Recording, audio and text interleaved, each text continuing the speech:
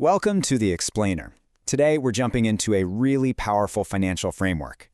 It's the kind of tool that lets you look at a company and see what's really driving its success, moving way beyond the headlines to diagnose its true health.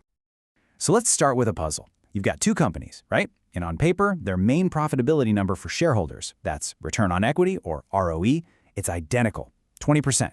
They look like perfect twins. But, as any good analyst knows, that's almost never the whole story, is it? Exactly. Because a single number, well, that's just an answer. It's not an explanation. To really figure out which company is the better, more sustainable investment, you need a diagnostic tool. You need a framework to systematically crack open that 20% and see what it's made of. And that's exactly what we're going to build today. Okay, here's our game plan for this explainer. We'll start by really defining this ROE puzzle. Then we'll introduce the core framework we'll be using. After that, we're going to do a deep dive into the three big levers of performance that make this whole thing work. Then, we'll use it to solve our case, and finally, we'll look at the more advanced view and its limitations so you get the full picture. First things first, let's get grounded in our main metric. Before we can start taking it apart, we need to be absolutely crystal clear on what return on equity, or ROE, is actually telling us. So ROE is probably one of the most fundamental ways to measure profitability. Put simply, it answers one question. For every single dollar that the owners have invested in this business, how much profit did the company crank out this year? A higher ROE is usually a good sign, signaling an efficient and profitable company. But, as we're about to see, how a company gets that high ROE, well, that's what separates the great investments from the really risky bets. All right, time to introduce the star of the show. We're talking about a framework developed almost a century ago by a team at the DuPont Corporation. And believe me, it is still one of the most elegant and powerful tools in finance. So, picture this. It's 1919.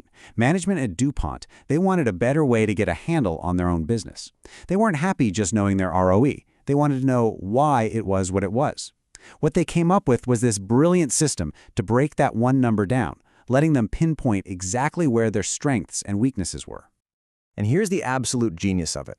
The framework breaks ROE down into three totally distinct levers. First, you've got profitability. Basically, how good is the company at turning sales into actual profit? Second, asset efficiency. How well does the company use its stuff, its assets, to generate those sales? And third, financial leverage. How much is the company using debt to juice its returns?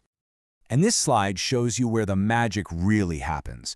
Those three levers we just talked about, profitability, asset efficiency, and financial leverage, they aren't just ideas. They're real metrics that you can calculate, and they literally multiply together to equal your return on equity.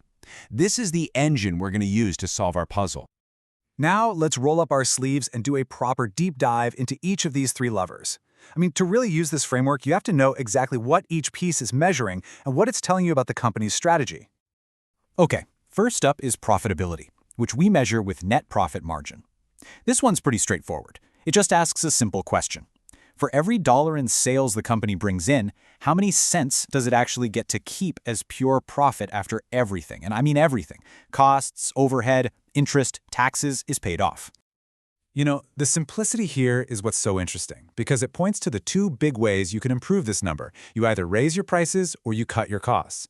A company with a killer brand might be able to raise prices, while a super efficient operator is going to focus on trimming the fat. This number tells you how well they're doing it. The second lever is asset efficiency, and we measure this with the asset turnover ratio. This tells us how hard the company is working its assets. I'm talking about everything it owns: factories, equipment, inventory, all of it. This ratio tells you how much revenue they can squeeze out of every dollar of that stuff. And let me tell you, context is everything here. A discount grocery store, for example. They live on tiny profit margins, but they sell a crazy amount of stuff every single day. They're going to have a really high asset turnover. On the other hand, think about a big utility company with billions tied up in power plants. Their asset turnover will be super low. Neither one is good or bad. They're just completely different business models. Our final lever is financial leverage, measured by the equity multiplier. This piece of the puzzle tells us how the company is paying for all its assets. Are they using the owner's money, that's equity, or are they using borrowed money, which is debt? The higher this ratio goes, the more the company's leaning on debt. Now, using debt can be an incredible tool. It can seriously amplify the returns for shareholders. But, and this is a big but, it is a double-edged sword. That debt has to be paid back with interest no matter what. If business slows down, those payments can wipe out your profits in a heartbeat and even put you out of business. So if you see ROE going up just because of this lever, you have to be super cautious. It doesn't mean the business is better, it just means it's riskier. So, now that we understand the framework and its 3 levers, let's circle all the way back to our original puzzle. We've got 2 companies, Superco and Gear Inc., both rocking that shiny 20% ROE. Let's fire up our new tool and see what's really going on under the hood. And right away, the DuPont analysis tells 2 completely different stories. Superco got its ROE up by focusing on its core business, getting more efficient, using its assets better. Gear Inc., they took a different path. Their operations didn't change one bit. They hit that 20% target just by taking on more debt. Let's look at the actual numbers. Okay, this table just makes it crystal clear. Let's follow Superco's story. See how its profit margin jumped from 10.8 to 13.4%, and its asset turnover ticked up too? But look, its financial leverage stayed flat at 2.0. That's real organic improvement. Now look over at Gear Inc. Profit margin, flat. Asset turnover, flat. The entire reason their ROE went up is because they cranked their financial leverage from 1.5 all the way up to 2.0. So here's the bottom line. Superco's improved ROE is just higher quality. It's built on a foundation of real, sustainable business improvements. Gear Inc.'s improvement? It's just financial engineering. They didn't make their business any better, they just made it riskier. The DuPont analysis shows us that difference plain as day, and it tells us Superco is probably the much healthier, better long-term bet. But we're not going to stop there. Any good analyst knows the strengths and the weaknesses of their tools.